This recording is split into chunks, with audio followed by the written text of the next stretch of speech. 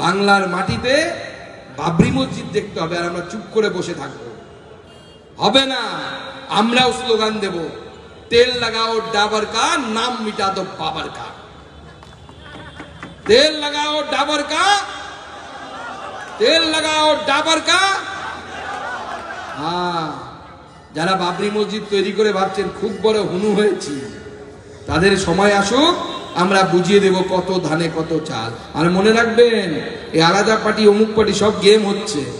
মুখ্যমন্ত্রী একটা Jagannath cultural centre করে মন্দির বানিয়ে দিয়েছেন, এবার এটাকে ব্যালেন্স করতে হবে। ব্যালেন্স করার জন্য ওনার 2-4টে এরকম লোককে ছেড়ে দিয়েছেন, তোহা সিদ্দিকী, এদিক থেকে হচ্ছে হুমায়ুন কবির, তারা গিয়ে এখন মসজিদ তৈরি করবে। এটা চলতে পারে না। তুমি অন্য মসজিদ বানাও, আমাদের কোনো আপত্তি নেই। বাবর তো ভারতবর্ষকে আক্রমণ করেছিল, ভারতবর্ষের হিন্দু মুসলমান সবাইকে কেটেছিল। কাকে কাটেনি? ইব্রাহিম লোদি তো মুসলমান ছিল, তাকে মারেনি বাবর? তাকে মেরেছে।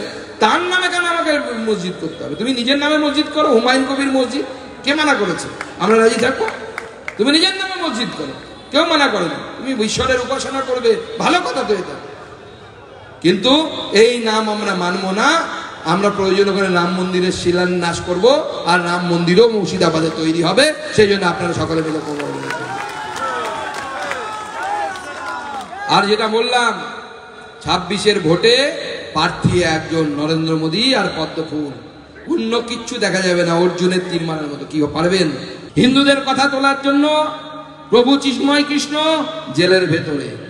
আপনার মেয়ে যদি থাকে, সুন্দরী মেয়ে, আপনি যদি মুসলিম এলাকায় থাকেন বাংলাদেশে, গ্যারান্টি আগামী 3 মাস, যে সিপিএম নেতার কনফিডেন্স আছে তাদেরকে আমি অফার দেবো, আসুন বাংলাদেশে আপনাকে 3 মাস ওই এলাকায় আপনার মেয়েকে নিয়ে রাখার ব্যবস্থা করব।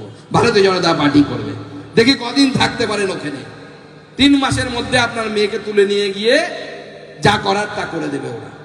আর আপনারা এখানে এসে বড় বড় সেকুলারিজমের ভাষা ওড়ান, বড় বড় কথা বলেন। মনে রাখবেন, নরেন্দ্র মোদী, সুকান্ত মজুমদার, যাদেরকে আপনারা সাম্প্রদায়িক বলেন, এই সাম্প্রদায়িক হিন্দু আছে বলে আপনার সেকুলারিজম আছে, আপনার পার্টি আছে। আপনার পার্টি পাকিস্তানে নেই, নেই। আপনারা পারেননি রাখতে, কারণ থাকবে না। কারণ হিন্দু বাই বার্থ সেকুলার। আমরা সর্বধর্ম মতকে সম্মান করি, শুধু সম্মান করি না, বিশ্বাস করি যে সব পথে ঈশ্বরের কাছে পৌঁছানো যায়। সেই জন্য হিন্দু সেকুলার, বাই বার্থ আমরা সেকুলার।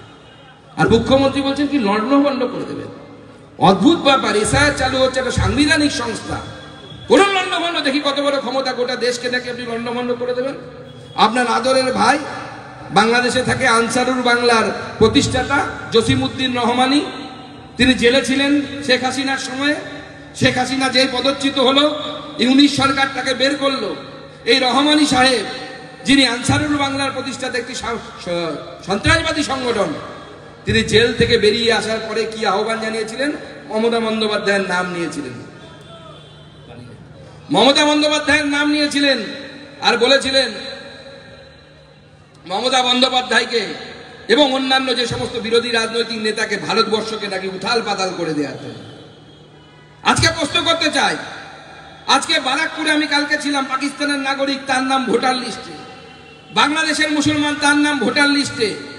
আজকে বসিরহাটে, সেই করিমপুর, সেইখানে, সেই বর্ডারে প্রতিদিন, সাংবাদিক বন্ধুদের কাছে জিজ্ঞেস করবেন, প্রতিদিন 50-60 জন করে লোক বাংলাদেশে চলে যাচ্ছে। তারা কারা? তারা কারা? তাদের নাম ভারতবর্ষের ভোটার লিস্টে থাকা উচিত কি? মনে হয় আপনাদের থাকা উচিত? তাহলে নির্বাচন কমিশন যে কাজ করছে, সঠিক কাজ করছে না ভুল কাজ করছে? আপনারা বলুন, সঠিক কাজ করছে? তাহলে এই নামগুলো, যারা বাংলাদেশ থেকে, এপার বাংলা থেকে এপারে এসেছেন, যারা ভারতীয় নন আর যারা উদ্বাস্তুও নন, যারা মুসলমান ধর্মে, যারা বেটার লাইফের অপশন খোঁজার জন্য এখানে এসেছেন, তাদের জায়গা পশ্চিমবঙ্গের মাটিতে হবে না, বাংলাদেশি উদ্বাস্তুদের জায়গা হবে। তাদের জন্য ভারতীয় জনতা পার্টি আছে। আমরা সিএ আইন পাস করেছি। মুখ্যমন্ত্রী কি বলেন? সিএ করলে পরে সবার নাকি নাগরিকত্ব চলে যাবে। আজকে ফেসবুকে আমি বেশ কয়েকটা সিএ সার্টিফিকেট দিয়েছি, যারা সিএ এর মাধ্যমে নাগরিকত্ব পেয়েছে। আমাদের অন্যান্য নেতারাও দিয়েছেন। আমি চ্যালেঞ্জ করতে চাই, তৃণমূলের কোন নেতা আছে, মমতা বন্দ্যোপাধ্যায় থেকে শুরু করে নিচ পর্যন্ত, দম থাকলে তাদেরকে নরেন্দ্র মোদীর সরকার সিএ এর মাধ্যমে ভারতের নাগরিক করেছে, দম থাকলে কারো গায়ে হাত দিয়ে দেখান, দেখি আপনার কোন পুলিশ অফিসার কি করতে পারে। ভারতবর্ষের আইন মানবেন না মানে? আপনি কে, কোন হরিদাস পাল? কালকে সাংবাদিকরা আমাকে জিজ্ঞেস করেছিল হিন্দিতে এবং বাংলায়, বলছে আরে দিদি ने तो मान लिया। हिंदी সাংবাদিকরা জিজ্ঞেস করছে ওয়াকফ এক, দিদি बोला था नहीं मानेंगे नहीं मानेंगे, मान लिया। হিন্দিতে একটা কথা আছে, আমি কালকে সেটাই বলেছি যে মমতা ব্যানার্জি कौन सी खेत की मूली है। ভারতবর্ষের আইন, ভারতবর্ষের সংবিধান সভা অর্থাৎ আপার হাউস এবং লোয়ার হাউস, লোকসভা এবং রাজ্যসভা যে আইন পাশ করেছে, মমতা বন্দ্যোপাধ্যায় মানবে না কেন? ভারতবর্ষের প্রত্যেকটা মানুষকে সেই আইন মানতে হবে, ওয়াকফ আইনও মানতে হবে। পাকিস্তান তৈরি করার চক্রান্ত আমরা সফল হতে দেব না। যতদিন নরেন্দ্র মোদী আছে ততদিন আমরা সফল হতে দেব না। আসামে দেখুন হেমন্ত বিশ্ব শর্মা গত পরশুদিন আইন পাশ করেছে, এক মেয়ার 4টা বিবি থাকবে না, করা যাবে না। একটা বউ সামলাতে পারছে না, 4টে বিয়ে করেছে। খাবি কি রে? জঙ্গি বানাচ্ছে, মাদ্রাসায় পাঠাচ্ছে, যা মাদ্রাসা পড়, এটা চলতে পারে না। আমাদের সরকার সেই নিয়ম ওখানে করেছে। আমরা ভারতবর্ষকে প্রকৃত সেকুলারিজমের কথা বলে, আজকে বামপন্থীরা যারা সেকুলারিজমের কথা বলে তাদেরকে প্রশ্ন করুন তো যে কেন আমাদের সূর্যকান্ত মিশ্রর একটার বউ বিয়ের অধিকার থাকবে আর মোহাম্মদ সেলিমের 4টে বিয়ের অধিকার থাকবে? কি ঠিক কি এটা? কেন থাকবে? ভারতবর্ষ সংবিধান নাকি সেকুলার? এই সেকুলারিজম যেটা আমি বলেছি, দেখলেন তো সেকুলারিজমটা কি হলো? পেহেলগাঁওয়ে প্যান্ট খুলে খুলে চেক করে গুলি করা হয়েছে। ভাবুন, একটা হাইপোথেটিক্যাল কন্ডিশন, সিপিএম এর নেতারা আবার বললে খেপে যায়, কিন্তু এটা বাস্তবিকতা, মন দিয়ে শুনুন। ওই পেহেলগাঁওয়ে যদি সূর্যকান্ত মিশ্র, আমাদের এখানকার প্রার্থী সুজন সখী মানে সুজন চক্রবর্তী এবং তার সাথে মোহাম্মদ সেলিম যদি ঘুরতে যেতেন একসাথে লাল সালাম করতে করতে, আর পেহেলগাঁওয়ে যদি এই 3 জন ধরা পড়তো, কি হতো? প্রথমে কলমা পড়তে বলতো 3 জনের কেউ হয়তো পারতো না, ধরে নিলাম মোহাম্মদ সেলিম পারতেও পারতে পারে, আমার জানা নেই। তারপরে শুনতে খারাপ লাগলেও 3 জনের প্যান্টটা খোলা হতো। মোহাম্মদ সেলিম বেঁচে যেতেন, সুজন চক্রবর্তী কিন্তু বাঁচতেন না, সূর্যকান্ত মিশ্রও কিন্তু বাঁচতেন না, উপরে পাঠানোর ব্যবস্থা করে দিত। This is the ugly face of secularism. এটাই সেকুলারিজমের আসল রূপ, এটা মাথায় রাখবেন। তাই আমাদের এখানে প্রচুর উদ্বাস্তু মানুষ আছে। আমার পূর্বপুরুষ 1947 সালে বগুড়া থেকে আমার বাবার তখন জন্ম হয়, আমার ঠাকুরদা ওপার থেকে বাংলায় চলে আসে। আমি জানি উদ্বাস্তু সমাজের কি কষ্ট। আমার এক কাকা হারিয়ে গেছিল, আজ অব্দি খুঁজে পাওয়া যায়নি। আমরা জানিও না ভবিষ্যতে সে মরে গেছে না বেঁচে আছে, আমার বাবার পরের ভাই। প্রচুরও গেছে এরকম উদ্বাস্তু পরিবারের উপর দিয়ে অত্যাচার গেছে, কিন্তু আমরা উদ্বাস্তুরা সেই সময় ভুল করেছিলাম। যে বামপন্থীরা দেশ ভাগ করেছিল, যে শহীদ মিনারের সভার পর গ্রেট ক্যালকাটা কিলিং শুরু হয়েছিল, সেই গ্রেট ক্যালকাটা কিলিংসে ওই সভাতে জ্যোতি বসুর যাওয়ার কথা ছিল, যেতে পারেননি কোনো কারণে উনি। কিন্তু এটা ঐতিহাসিক সত্য, ওনার যাওয়ার কথা ছিল কিন্তু উনি যাননি। সোহরাওয়ার্দীর সাথে এক মঞ্চে থাকার কথা ছিল, আমাদেরকে ভুলিয়ে দেওয়া হয়েছে।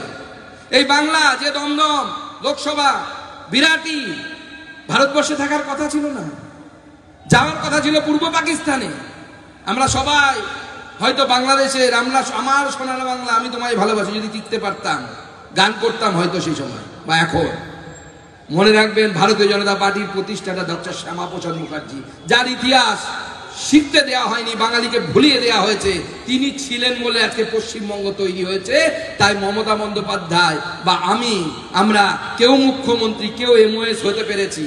যদি ডক্টর শ্যামাপ্রসাদ মুখার্জি সেই সময় না থাকতেন, আজকে উদ্বাস্তু হয়ে ভারতবর্ষের অন্য কোনো রাজ্যে মমতা বন্দ্যোপাধ্যায়, সুকান্ত মজুমদার খুব বেশি হলে একটা কাউন্সিলর হয়ে বসে থাকতো, এর থেকে বেশি কিছু হতে পারতো না। তাই আজকে যে মমতা বন্দ্যোপাধ্যায় মুখ্যমন্ত্রীর পদে আছেন, তার জন্য যদি কারো অবদান থাকে, তার নাম ডক্টর শ্যামাপ্রসাদ মুখার্জি, তিনি ভারতীয় জনতা পার্টির প্রতিষ্ঠাতা। আর পশ্চিমবঙ্গের কি পরিবর্তন আমরা আনতে চাই? আমাদের বামপন্থীরা বলে আমরা ভালো ছিলাম, আমরা চুরি করেননি। এরা অর্ধসত্য কথা বলে, সত্যি কথা কোনো বলে না। 1961 60 61 সাল বাংলার অর্থনীতি কি ছিল? ৭৭ সালে বামপন্থীরা আসে এবং তারপরে তৃণমূল কংগ্রেস বামপন্থীদের ছাত্রী ১৯৬০-৬১-তে ভারতবর্ষের অর্থনীতিতে, যেটাকে জিডিপি বলে, আমেরিকার রক্তচক্ষুকে উপেক্ষা করে গতকাল তার রেকর্ড এসেছে, দেখেছেন তো সবাই। মোদীর নেতৃত্বে 8.2% আমাদের জিডিপি গ্রোথ হচ্ছে। এটাই হচ্ছে নরেন্দ্র মোদীর ভারত। আমরা আমেরিকাকেও ভয় পাই না, কাউকে ডরাই না। আঙ্কেল শ্যাম আগে বলতো আমেরিকাকে, তার জমানা চলে গেছে। ১৯৬০-৬১ সালে এই বাংলার ভারতবর্ষের জিডিপিতে অবদান ছিল 10.৫%। মমতা বন্দ্যোপাধ্যায়, তার আগে বামপন্থীদেরকে অনেক বলেছি, ওদেরকে বেশি বলা উচিত না, ছাগলের তৃতীয় সন্তান, ওদেরকে থাকতে দিন, গুতোগুতি করতে বলুন, সিট পাবে না ওরা, সিট ওদেরকে বাংলার জনগণ আর দেবে না, ওদেরকে জিরো থেকে জিরোই করে রাখবে। আজকে মমতা বন্দ্যোপাধ্যায়, বামপন্থী মমতা বন্দ্যোপাধ্যায়ের হাত ধরে ওই যে 10.5% ছিল, তারপর থেকে প্রতি বছর নেমেছে, এখন হচ্ছে 5.6, 20তম স্থান আমাদের গোটা দেশের মধ্যে। বাহ, এগিয়ে বাংলা, দারুণ মডেল। মুখ্যমন্ত্রী জবাব দেবেন না কেমন করে 20তম স্থানে পৌঁছলাম আমরা? আমাদের গোটা দেশের যেমন গড় বৃদ্ধির হার, যেটাকে স্টেটের জিডিপি বলে, gross state domestic product, GSDP, গোটা দেশের বৃদ্ধির হার হচ্ছে 5.6%, 5.6%। পশ্চিমবঙ্গ 4.3, গোটা দেশের অ্যাভারেজের থেকে কম। মনে রাখবেন, গোটা দেশের মধ্যে মহারাষ্ট্র অনেক এগিয়ে, গুজরাট অনেক এগিয়ে, আবার মণিপুর, নাগাল্যান্ড এরা পিছিয়ে, সবারটা যোগ করে ভাগ করে গড় বানানো হয়। অন্যান্যরা অনেক এগিয়ে, আর পশ্চিমবঙ্গ কোথায়? গোটা দেশের যে গড় তার থেকেও 4.3% সেই জায়গায় পৌঁছেছে। প্রত্যেকটা জায়গা যেখানে সমুদ্র আছে, প্রত্যেকটা রাজ্য এগিয়ে যাচ্ছে।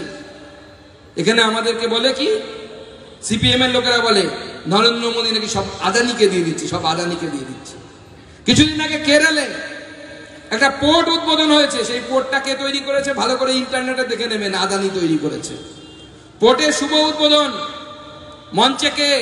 মাননীয় প্রধানমন্ত্রী শ্রী নরেন্দ্র মোদী ভাষণ দিচ্ছেন, পেছনে বসে আছেন সিপিএম এর নেতা মুখ্যমন্ত্রী পিনারাই বিজয়ন, তার পাশে বসে আছে কংগ্রেসের নেতা শশী থারুর, তার পাশে বসে আছে আমার বন্ধু, একসাথে কমিটিতে ছিলাম, সিপিএম এর রাজ্যসভার নেতা, তাত্ত্বিক নেতা জন ব্রিটাস, এক মঞ্চে উন্নয়নের জন্য।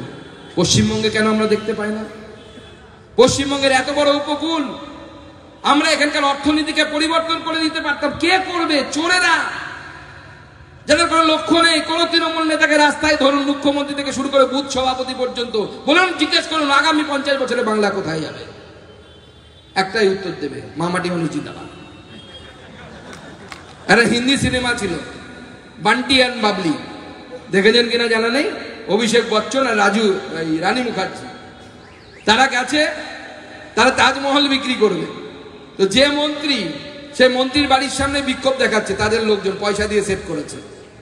সে গিয়ে মন্ত্রীর বাড়ির সামনে, শশীকলা না রূপকলা সেই মন্ত্রীর নাম, গিয়ে বলছে হামারি মাঙে পুরি করো। মন্ত্রী দৌড়ে পৌঁছেছে, আরে মাঙে কে হ্যাঁ ও তো বাতাও, হামারি মাঙে পুরি করো। মাঙে আর কিছু বলতে পারছে না, কি চাই সেটা তো বলো, সেটা আর বলতে পারছে না, কারণ ওরা তো গেছে সময় নষ্ট করতে। ওই সময়ের মধ্যে রানী মুখার্জি মন্ত্রী সেজে তাজমহল বিক্রি করবে, এটা হচ্ছে সিনেমার গল্প। শশীকলার বাড়িতে গিয়ে বলছে আমারই মাঙে পুরি করো। বলছে শশীকলা বলছে মাঙে তো কে হ্যাঁ বাতাও, ইংরেজি ও ভারত ছোড়ো। বলে अंग्रेज कहां से भारत छोड़ो। তো সেটা হচ্ছে তৃণমূল কংগ্রেস। ওই শশীকলার বাড়ির সামনে যারা ছিল, জিজ্ঞেস করুন মামাটি মানুষ জিন্দাবাদ। কোথায় পোর্ট হবে, কোথায় শিল্প হবে, শিক্ষা কোথায় যাবে, আপনার ছেলেদের হাতে কর্মসংস্থান কোথায় হবে, কোনো উত্তর নেই। বাংলাকে গুজরাট হতে দেব না, কি বলে কিনা, বলে কিনা। আজকে বাঙালির কি দৈন্য দশা ভাবুন। আমি ইলিশ মাছ খেতে ভালোবাসি, অনেক লোক নিশ্চয়ই খেলে ভালোবাসে, আমার কি ভালোবাসেন তো? হ্যাঁ ভালোবাসেন তো। আবার ঘটি আছেন অনেকে, তারা চিংড়ি খেতে খুব ভালোবাসে। হ্যাঁ দেখুন, তৃণমূল কংগ্রেস আবার ঘটি বাঙালকে সমান করে দিয়েছে। কিভাবে? আজকে বাঙাল যে ইলিশ মাছ খায়, সেই ইলিশটা আসে গুজরাট থেকে, আর ঘটি যে চিংড়ি মাছটা খায় সেটা অন্ধ্রপ্রদেশ থেকে আসে। এটা হচ্ছে বাঙালির অবস্থা। আমি কালকে মজা করে বলেছিলাম, গত পরশুদিন, যে এমন অবস্থা আমাদেরকে ডিমও বাইরে থেকে আমদানি করতে হয়, বাঙালি নাকি এখন ডিমও পারতে পারে না। এই অবস্থা বাঙালিকে মাননীয় মুখ্যমন্ত্রী করে দিয়েছেন যে আজকে বাংলাকে গুজরাট হতে দেবো না, কিন্তু গুজরাটের ইলিশ মাছ বাংলাতে আসবে আর আমরা সেটাকে 1500, 2000, 3000 টাকা কেজি দামে কিনে খাবো। কোথায় বাংলা, কোথায় এগিয়ে বাংলা, কোথায় বিশ্ব বাংলা? কিন্তু বিশ্ব ঢপের বাংলায় পরিণত করেছেন মাননীয় মুখ্যমন্ত্রী। তাই এই মুখ্যমন্ত্রীকে আর একটিও দিন দেওয়া উচিত নয়। কিন্তু গণতন্ত্রে আমরা গণতন্ত্রে বিশ্বাস করি, গণতান্ত্রিক পদ্ধতিতে বিশ্বাস করি। তাই গণতান্ত্রিক পদ্ধতিতে এইবার আমরা সবাই মিলে শপথ নিই, আগামী প্রজন্মকে যদি বাঁচাতে হয়, আগামী প্রজন্মের হাতে কর্মসংস্থান যদি আনতে হয়, এই মুখ্যমন্ত্রী চলবে না, তার ভাইপোও চলবে না। এই জায়গায় ভারতীয় জনতা পার্টির সরকার, নরেন্দ্র মোদীর সরকার তৈরি করতে হবে, যে সরকার বাংলাকে পথ দেখাতে পারে। ভারতবর্ষকে পথ দেখাচ্ছে শিক্ষার কথা আমাদের রাজুদা বলছিলেন। আমি গতকালও এই উদাহরণ দিয়েছি, আমি আবার সেই উদাহরণ দিচ্ছি। নরেন্দ্র মোদীর সরকার যখন ভারতবর্ষের ক্ষমতায় আসে, গোটা বিশ্বে কিউএস র্যাঙ্কিং বলে একটি র্যাঙ্কিং হয়, যা শিক্ষা প্রতিষ্ঠানগুলোকে র্যাঙ্কিং করে গোটা বিশ্বের। আমেরিকাও মানে তাকে, ইংল্যান্ড মানে, সমস্ত দেশ মানে, এমন কোনো দেশ নয় মানে না। যখন নরেন্দ্র মোদী সরকার ক্ষমতায় এসেছিল, ভারতবর্ষের সরকারি বেসরকারি সব মিলে, আইআইটি সব মিলে মাত্র 11খানায় এই ধরনের সংস্থা, শিক্ষা প্রতিষ্ঠান, তারা ওই র্যাঙ্কিংয়ে থাকত। কতগুলো মনে রাখবেন? 11টা। নরেন্দ্র মোদী এই 10 বছরে, 15 বছরে সেই 11 সংখ্যাকে বাড়িয়ে 54তে নিয়ে গেছে। 54খানা শিক্ষা প্রতিষ্ঠান তারা ভারতবর্ষে, তারা ওই র্যাঙ্কিংয়ে, ওয়ার্ল্ড র্যাঙ্কিংয়ে র্যাঙ্ক করেছে, যেটা এর আগে কোনো হয়নি। শুধু তাই নয়, এবছর এই শিক্ষাবর্ষে একসাথে 8খানা শিক্ষা প্রতিষ্ঠান তারা এই র্যাঙ্কিংয়ে ঢুকেছে, যেটা রেকর্ড কোনো দেশের ঢোকেনি। এটা নরেন্দ্র মোদীর ভারত। আমেরিকার ধমকির পরেও যেখানকার জিডিপি চোখ তুলে বলতে পারে আমি ভারতবর্ষ, সেই ভারতবর্ষ যারা মহান বেদ থেকে শুরু করে, উপনিষদ থেকে শুরু করে গীতার বাণী যেখানে ধ্বনিত হতো, সেই ভারতবর্ষ।